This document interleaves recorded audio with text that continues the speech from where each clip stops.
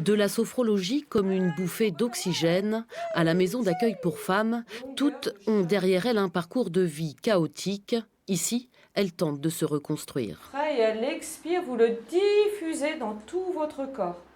La maison des femmes, c'est là où je me sens très bien, là où je me détends, là où je trouve les réponses de beaucoup de questions que je me pose ou bien les réponses de tous les problèmes que j'ai.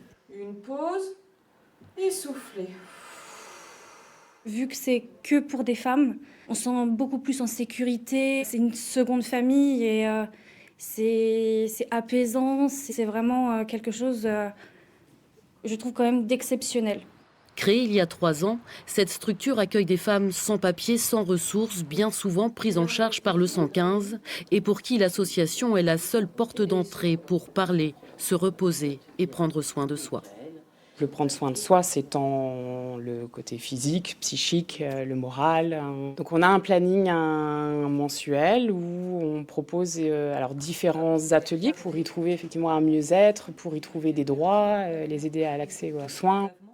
Des rendez-vous avec des médecins, des infirmiers, des psychologues pour prendre en charge des femmes comme Nancy, qui a fui le Congo il y a 8 mois et qui reste profondément traumatisée par les violences qu'elle a subies.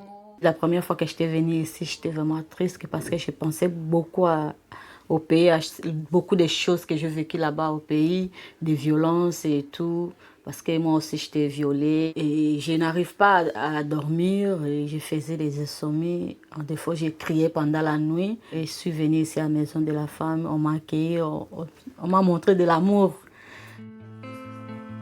Aujourd'hui, cette maison d'accueil est devenue un véritable lieu de ressources. Cette année, plus de 4000 femmes ont poussé la porte de l'association.